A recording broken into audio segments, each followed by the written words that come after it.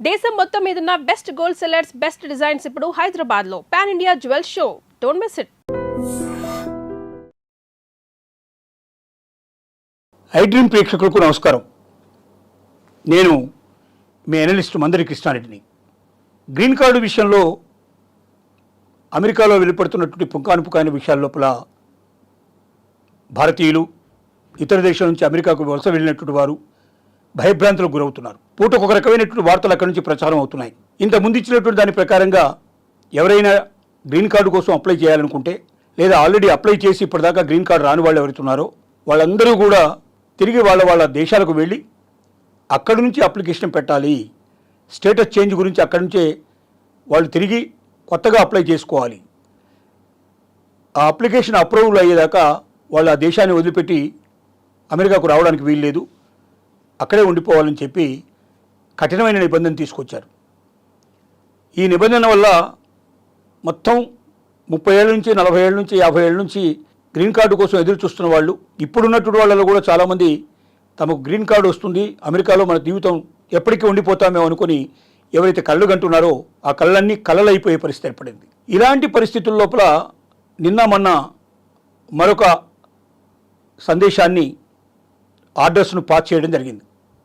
అవి ఏమిటంటే, ఎవరైనా సరే గ్రీన్ కార్డు కోసం అప్లై చేయాలనుకుంటే వాళ్ళ స్వదేశానికి వెళ్ళి అప్లై చేయకుండా ఎవరు అవకాశం కల్పిస్తాము అంటే, ఎవరైతే అమెరికా ఆర్థిక ప్రయోజనాలు కాపాడగలుగుతారని మాకు నమ్మకం ఏర్పడుతుందో, లేక జాతీయ ప్రయోజనాలకు అనుగుణంగా వాళ్ళకు అప్లికేషన్లోనే ఆ నియమాలన్నిటికీ వాళ్ళు ఒప్పుకొని ఎవరైతే సంతకం చేశారో ఈ 2 రకాల వ్యక్తులు మాత్రం గ్రీన్ కార్డు అప్లై చేయడానికి వాళ్ళ దేశానికి వెళ్ళాల్సిన అవసరం లేదు, వాళ్ళు అమెరికాలో నుండి అప్లై చేసుకోవచ్చు అని చెప్పి కొత్తగా ఆర్డర్ పాస్ చేయడం జరిగింది.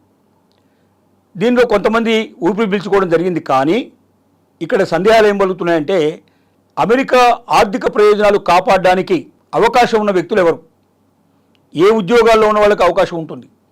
ఎందుకంటే ఖచ్చితంగా వీడు ఆర్థిక ప్రయోజనాలు కాపాడుతాడు అమెరికా అని చెప్పడానికి అక్కడ ఏ రకమైన ఆధారాలు లేవు.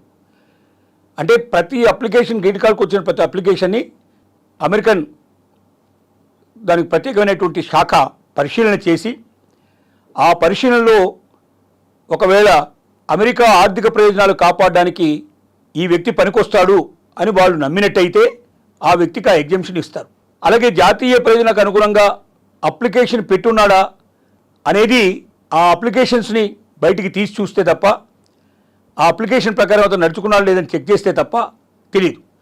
అంటే ప్రతి అప్లికేషన్ క్షుణ్ణంగా పరిశీలించి ఇతను అమెరికా ఆర్థిక ప్రయోజనాలు కాపాడగలుగుతాడు, ఇతడు చేస్తున్న పని వల్ల అమెరికాకు మేలు జరుగుతుంది, ఇతను ఈ దేశం నుంచి డబ్బు సంపాదించుకుని తన దేశానికి పంపించాలని సిద్ధపడటం లేదు, అమెరికాకే మేలు చేసి అమెరికాలోనే స్థిరపడి అమెరికాలో సంపాదించింది అమెరికాలోనే పెట్టుబడి పెడతాడన్న నమ్మకాన్ని, విశ్వాసాన్ని కలిగించిన వ్యక్తులు మాత్రమే ఇక నుండి గ్రీన్ కార్డు కోసం వాళ్ళ స్వదేశానికి వెళ్లాల్సిన అవసరం లేకుండా వాళ్ళు అమెరికాలోనే ఉండి స్టేటస్ చేంజ్ కోసం అక్కడే అప్లై చేసుకొని గ్రీన్ కార్డుకు అప్లై చేసుకునేందుకు అర్హులు అవుతారు వాళ్ళు. ఇది వాళ్ళు చెప్పినట్టు విషయం. దీంతో కన్ఫ్యూజన్ మరింత ఎక్కువైపోయింది. ప్రతి అప్లికేషన్ వాళ్ళు పరిశీలించి వాళ్ళు చెప్పేదాకా, మీరు మీ దేశానికి వెళ్ళి మీరు అప్లై చేయాల్సిన అవసరం లేదని చెప్పేదాకా వెయిట్ చేయాల్సిన పరిస్థితి ఏర్పడుతుంది. కాబట్టి ఇది కూడా మళ్ళీ కొత్త ప్రాబ్లం క్రియేట్ చేసింది. చాలామంది వణికిపోతున్నారు. ఎన్నో ఏళ్ల బట్టి అమెరికాలో స్థిరపడి వాళ్ళ పిల్లలు అక్కడే పుట్టారు, వాళ్ళకి బర్త్ రేట్ షిప్ కూడా వచ్చేసింది, వాళ్ళందరూ ఉద్యోగాలు చేసుకుంటున్నారు. కానీ భార్యాభర్తలు మాత్రం ఇంకా గ్రీన్ కార్డు రాకుండా ఉన్నట్టు వాళ్ళు కూడా చాలామంది ఉన్నారు. ఇప్పుడు గ్రీన్ కార్డు అనేది ఒక డ్రీమ్ అయిపోయింది, సిటిజన్షిప్ అనేది ఒక కళ అయిపోయింది. మ్యాక్సిమం వెళ్ళిన వాళ్ళలో 54 లక్షల మంది భారతీయులు అక్కడికి వెళ్ళుంటే వాళ్ళల్లో మ్యాక్సిమం వెనక్కి తిరగాల్సిన పరిస్థితి ఏర్పడుతుందేమో అనే భయానిక పరిస్థితులు ఏర్పడ్డాయి. ట్రంప్ ఉన్న ప్రతిరోజు నిత్యం నరకంగానే జరుగుతుంది. ఎప్పుడు ఏ రకమైన నిర్ణయం తీసుకుంటాడో తెలియదు. ఏదేమైనప్పటికీ కనీసం 2 కేటగిరీలు ఎగ్జంప్షన్ అని చెప్పినందుకు కొంతమంది అయినా బయటపడతాం దీంట్లోంచి అనేటువంటి ఒక నమ్మకంతో, విశ్వాసం ఎదురు చూస్తున్నారు. ఎవరైనా స్వదేశానికే వెళ్ళి గ్రీన్ కార్డుకి అప్లై చేయాలంటే వాళ్ళ స్టేటస్ మారిపోతుంది. ఆ స్టేటస్ కన్ఫర్మ్ అయ్యేదాకా వాళ్ళు భారతదేశం నుంచి రావడానికి వీల్లేదు. అంటే వాళ్ళు భారతదేశంలో ఉండిపోవాల్సిన పరిస్థితి ఏర్పడుతుంది. ఒకవేళ స్టేటస్ రాలేదనుకోండి, ఇక ఎప్పటికీ వాళ్ళ జీవితం అదే. గ్రీన్ కార్డు వాళ్ళు యాక్సెప్ట్ చేయకపోతే అప్లై చేయడానికి అక్కడే ఉండిపోవాల్సిన పరిస్థితి ఏర్పడుతుంది. అంటే తన పిల్లలు అక్కడే ఉంటారు, అమెరికాలో ఉంటారు, కానీ తల్లిదండ్రులు వాళ్ళు ఇక్కడికి వచ్చి ఇండియా లోపల గ్రీన్ కార్డు అప్లై చేయడం అనేటువంటిది ఇక్కడే ఉండిపోవాల్సిన పరిస్థితి ఏర్పడడం అనేది చాలా కష్టతరమైన పరిస్థితి. కుటుంబాన్ని వదిలిపెట్టి దూరం అయిపోతాం అనే భయంతో కూడా చాలామంది భయపడుతున్నారు, బాధపడుతున్నారు.